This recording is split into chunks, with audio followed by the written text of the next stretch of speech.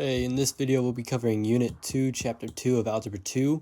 My name is QC, also known as Quick Coefficient. Let's get into it. Starting off, 2.2 is basically about finding the vertex from standard form, finding the axes of symmetry, the minimum and maximum values, when the function is increasing and decreasing, and how the x-intercept help graph a parabola. So something good to know is standard form of a parabola, which is ax squared plus bx plus c. So take this equation here, 3x squared minus 6x plus 1. If we want to find our vertex, what we want to do is negative b over 2a. And in this case, b is negative 6, and a is 3. So if we plug that in, we get negative 6 over 2 times 3. And negative times a negative is a positive, so we get 6 over 2 times 3 is 6, 1. So our x value is 1. Now to find our y value, you just plug it back in here for all the x values. So you get 3 times 1 squared minus 6 times 1 plus 1.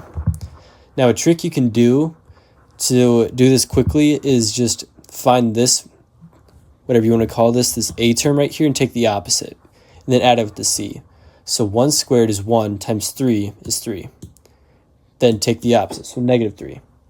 Plus 1 equals negative 2. So your y value is negative 2. So your vertex is 1 comma negative 2. Your axis of symmetry is easy. It's literally just x equals whatever this value is. So in this case, it's 1. Next up, we have maximum and minimum values. So when a is greater than 0, or basically just a non-negative number, then we have a minimum value. However, if it is less than 0, we would have a maximum value. So for this equation, a is greater than 0, so we would have a minimum here. And the reason this works is because for a minimum, if a is greater than 0, the graph would look like this. So we have a minimum value right here. However, if it is less than 0, the graph would look like this, and it would have a maximum because there's a maximum number that can be put in here. Now we have our domain and our range. Domain is all real numbers, and it can be written in a lot of different ways, like ARN or a capital R with a line through it. Now the range depends, kind of like the minimum and the maximum.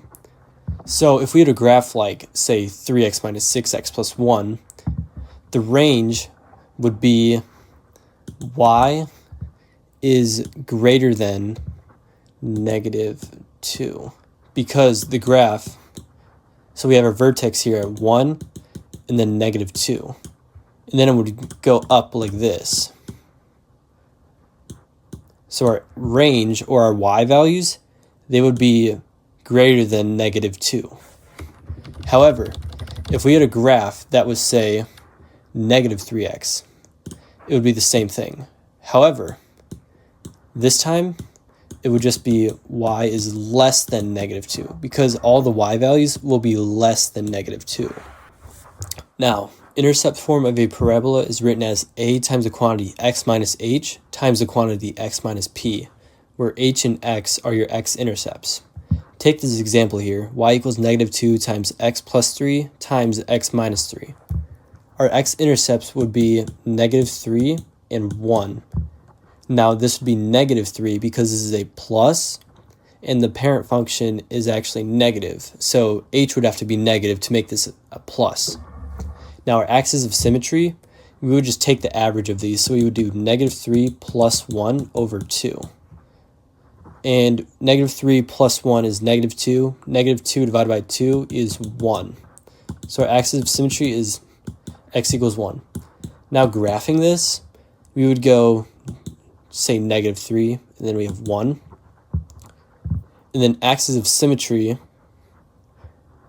sorry, this should be a negative 1. So then we have our axis of symmetry right here. And then you could just graph like this. Now to find your vertex, it's actually really easy. You already have your x value right here, so you just can put that down. Sorry, this should all be negative for the axis of symmetry and your vertex. Now to find your y value, you just have to plug this all back in with negative 1. So negative 2 times negative 1 plus 3 times negative 1 minus 1. Negative 1 minus 1 is negative 2 times negative 1 plus 3, which would be 2. So we have negative 4 and then times negative 2. Negative 2 times negative 4 equals 8, and that's your y value. And here's your vertex. Now to find when x is increasing and decreasing, I would recommend graphing just to start off, but after a while it gets pretty easy. So if we look at this, when is x increasing?